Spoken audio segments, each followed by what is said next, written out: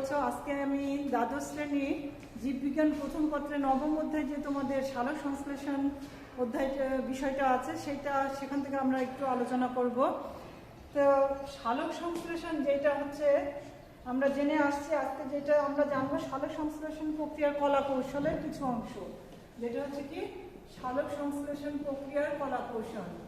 সালোক সংশ্লেষণ প্রক্রিয়ার কলা কৌশল অর্থাৎ মেকানিজম যেটাকে আমরা বলে থাকি। ঠিক আছে, কিভাবে তোমার হচ্ছে সালোক সংশ্লেষণ প্রক্রিয়াটা সংঘটিত হয়ে থাকে।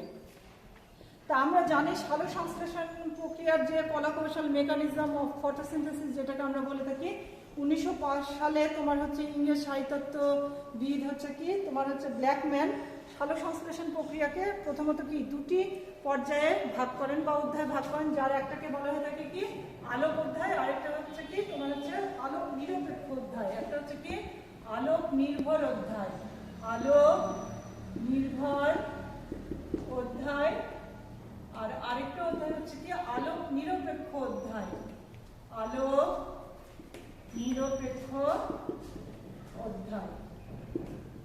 তাহলে এই দুইটা ভাগে তোমার হচ্ছে ইংরেজ সাহিত্যবিদ ব্ল্যাকম্যান 1905 সালে ভাগ করেন, আলোক নির্ভর অধ্যায় এবং আলোক নিরপেক্ষ অধ্যায়। নাম থেকে আমরা বুঝতে পারি আলোক নিরপেক্ষ অধ্যায়ের কিসের প্রয়োজন হয়? আলো অপরিহার্য।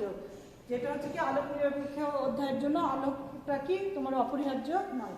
তা আজকে যেটা আমরা জানবো এই আলোক প্রথমে যেটা হচ্ছে আমাদের জানতে হবে সেটা হচ্ছে কি আলোক নির্ভর অধ্যায় সম্পর্কে, এটা সম্পর্কে আমরা হচ্ছে জানবো। তো এই আলোক নির্ভর অধ্যায় তোমার হচ্ছে কোন জিনিসটা তৈরি হয়? আমরা তো জানি কি সালোক সংশ্লেষণ প্রক্রিয়া শেষে যেটা হচ্ছে কি আমরা জানি কি শর্করা জাতীয় খাবার বা গ্লুকোজ তৈরি হয় না, কিন্তু এই গ্লুকোজটা তৈরি হতে হলে তার আগে তোমার হচ্ছে কি আলোক নির্ভর অধ্যায় কিছু জিনিস তোমার তৈরি হতে হয়। সেটা হচ্ছে কি একটা হচ্ছে কি এটিপি, আর একটা হচ্ছে কি NADPH2, একটা হচ্ছে কি এটিপি, আর এটা হচ্ছে কি NADPH বা H+ যেটাকে আমরা বলে থাকি। এটা হচ্ছে তোমার হচ্ছে কোন অধ্যায়ে? এই আলোক নির্ভর অধ্যায়ে তোমার হচ্ছে এটা হচ্ছে তৈরি হয়ে থাকে। তো এখন যদি আমরা সংজ্ঞায়িত করতে চাই যে আলোক নির্ভর অধ্যায় কাকে বলে, তোমার পার্থক্য থাকে আলোক নির্ভর অধ্যায়ের সাথে আলোক নিরপেক্ষ অধ্যায়ের পার্থক্য থাকে। তাহলে আলোক নির্ভর অধ্যায় কাকে বলে যদি বলতে হয় তাহলে আমরা বলতে পারি কি তোমার সালোক সংশ্লেষণ প্রক্রিয়ার যে অধ্যায় তোমার হচ্ছে কি আলোক শক্তি রাসায়নিক শক্তিতে রূপান্তরিত হয়ে কি উৎপন্ন করে এটিপি এবং NADPH প্লাস H+ তে সঞ্চারিত হয় বা তৈরি হয়, তাকে কি বলা হয়ে থাকে আলোক নির্ভর অধ্যায় বলা হয়ে থাকে। আর এই অধ্যায়ের জন্য কি আলো অপরিহার্য। এবং এই অধ্যায়টা কোথায় কোষের কোথায় সংগঠিত হবে? আমরা জানি কি সালোক সংশ্লেষণ প্রক্রিয়াটা কোষীয় অঙ্গাণু যেটা ক্লোরোপ্লাস্ট না, ক্লোরোপ্লাস্টে সংগঠিত হয়ে থাকে। এখন ক্লোরোপ্লাস্টের কোন স্থানে সংগঠিত হয়ে থাকে? তো ক্লোরোপ্লাস্টের একটা গুরুত্বপূর্ণ একটা উপাদান হচ্ছে কি থাইলাকয়েড না। তাহলে এই ক্লোরোপ্লাস্টের তোমার হচ্ছে কি এই থাইলাকয়েড মেমব্রেন যেটা, এই থাইলাকয়েড মেমব্রেনে তোমার এই আলোক নির্ভর অধ্যায়টা সংগঠিত হয়ে থাকে। তাহলে আলোক নির্ভর অধ্যায় আমরা কাকে বলবো? সালোক সংশ্লেষণের যে অধ্যায়ে তোমার আলোক শক্তি রাসায়নিক শক্তিতে রূপান্তরিত হয়ে কি উৎপন্ন করবে এটিপি এবং NADPH প্লাস H+ তৈরি করে বা সঞ্চারিত হয়, সেই অধ্যায়কে কি বলা হয়ে থাকে আলোক নিরপেক্ষ অধ্যায় বলা হয়ে থাকে। এবং এই অধ্যায়ের জন্য আলোকটা অপরিহার্য এবং এটা কোথায় সংগঠিত হয়? ক্লোরোপ্লাস্টের থাইলাকয়েড মেমব্রেনে তোমার হচ্ছে সংগঠিত হয়ে থাকে। আর এখানে যেটা হচ্ছে কি ক্লোরোফিল অণু, আমরা জানি সালোক সংশ্লেষণ প্রক্রিয়ার একটা গুরুত্বপূর্ণ উপাদান হচ্ছে কি ক্লোরোফিল না। তাহলে এই ক্লোরোফিল অণু আলোক রশ্মির ফোটন শোষণ করে এবং শোষণকৃত ফোটন হতে শক্তি সঞ্চয় করে সেটাকে পরবর্তীতে উচ্চ শক্তি সম্পন্ন এই এটিপি তোমার হচ্ছে কি তৈরি করে থাকে।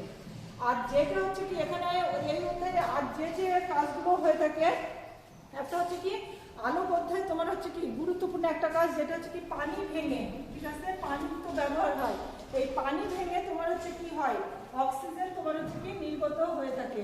আমরা জানি অক্সিজেন উপজাত হিসাবে বের হয় না।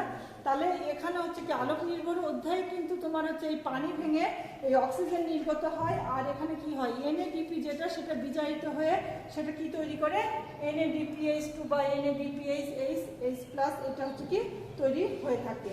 তাহলে আর আরেকটা যেটা হচ্ছে কি এখানে আরেকটা আমরা সংজ্ঞা পাবো যেটা হচ্ছে কি বলা হয় কি ফটোফসফোরাইলেশন, ফটোফসফোরাইলেশন ফসফোরাইলেশন। ফটোফসফোরাইলেশন আমরা হচ্ছে কাকে বলবো? তোমার সূর্যালোকের শক্তিকে ব্যবহার করে এটিপি তৈরির প্রক্রিয়াকে কি বলা হয় থাকে? ফটোফসফোরাইলেশন। আমরা জানি কি আলোক নির্ভর উদ্ভিদে কি তৈরি হয়? এটিপি তৈরি হয় না? তাহলে এটিপি তৈরির একটা প্রক্রিয়া আছে, তাহলে যে প্রক্রিয়ায় তোমার হচ্ছে কি এটিপি তৈরি হয় সেই প্রক্রিয়াটাকে কি বলা হয়ে থাকে? ফটোফসফোরাইলেশন বলা হয়ে থাকে। তাহলে এই সংজ্ঞাটা একটু ভালোভাবে জেনে রাখবা। আর যেটা বলা হয়ে থাকে কার্বন ডাই অক্সাইড, আলোক অধ্যায় নির্ভর অধ্যায় শেষে পরবর্তীতে কি হয়? কার্বন ডাই অক্সাইড আত্মীকরণের মাধ্যমে পরবর্তীতে সেটা কি শর্করা বা গ্লুকোজ যেটা আমরা বলি সেটা হচ্ছে কি প্রস্তুত হয়ে থাকে। তাই এখানে যেটা বলা হয় থাকে কি এই যে এটিপি এবং NADPH2 এইটাকে কি বলা হয় থাকে? আত্মীকরণ শক্তি। কেন আত্মীকরণ শক্তি বলা হয় থাকে? কেননা হচ্ছে কি তোমার হচ্ছে এই যে শর্করা প্রস্তুত করতে এই এটিপি এবং NADPH2 শক্তিটা ব্যবহৃত হয় বলে এই এটিপি এবং NADPH2 কে কি বলা হয় থাকে? আত্মীকরণ শক্তি বলা হয় থাকে।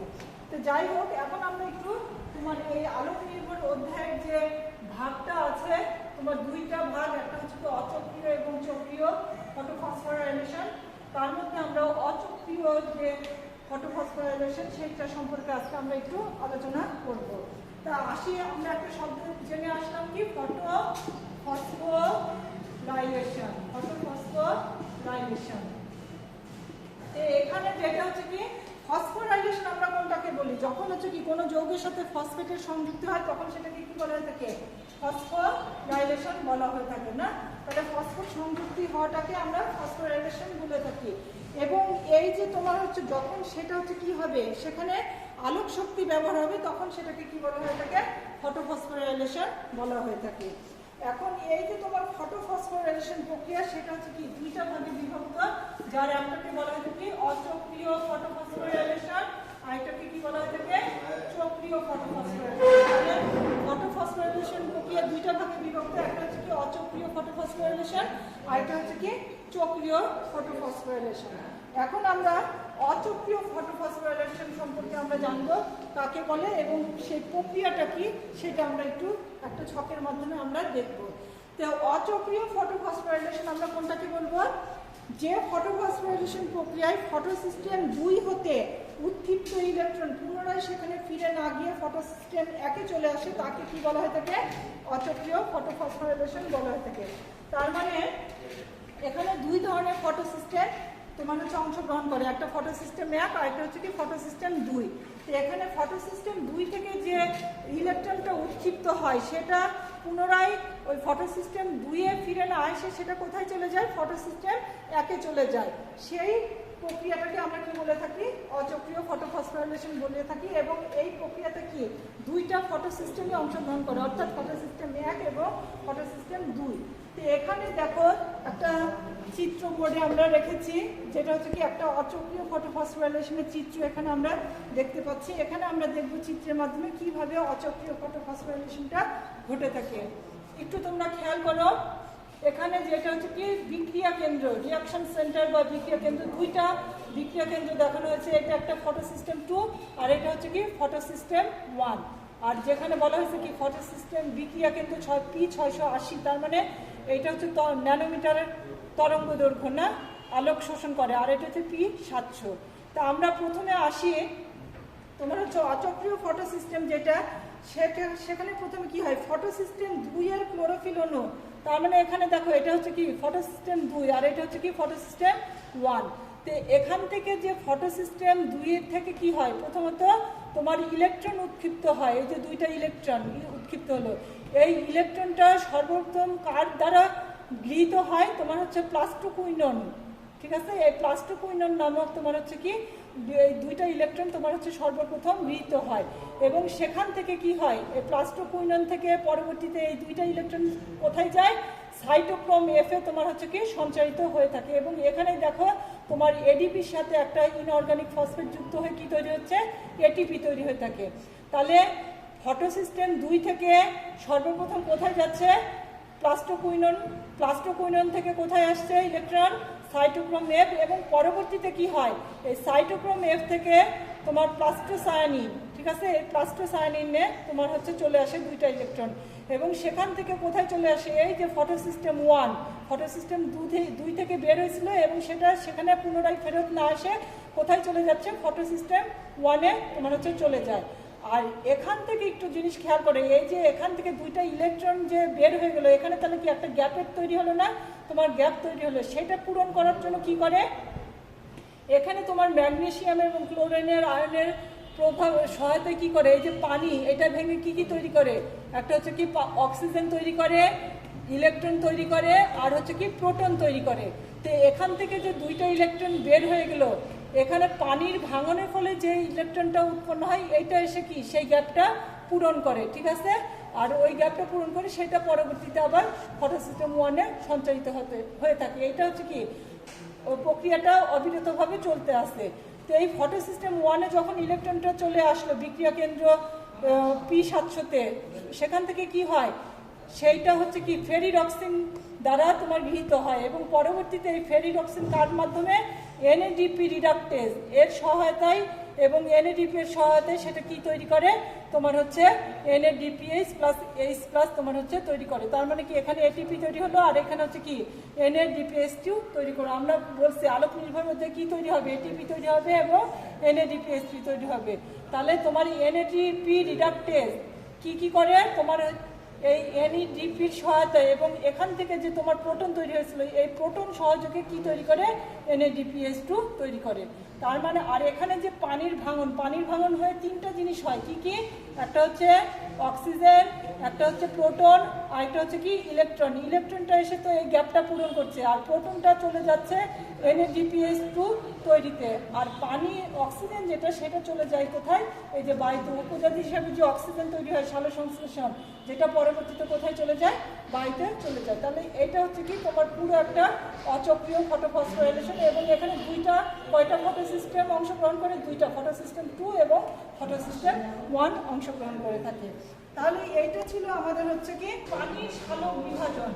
পানির সালোক বিভাজন পানির সালোক বিভাজন বলতে কি বোঝায়, তা পানির সালোক বিভাজন আমরা কোনটাকে বলি, এই যে তোমার হচ্ছে পানি ভেঙে তিনটা জিনিস আমরা পাইছি, কি কি, একটা পাইছি অক্সিজেন, আরেকটা পাইছি কি তোমার হচ্ছে প্রোটন, আরেকটা পাইছি কি ইলেকট্রন, না। তাহলে এরকম যে তিনটে জিনিস পাইলাম সেটাকেই বলা হয়ে থাকে কি পানির সালোক বিভাজন বলা হয়ে থাকে।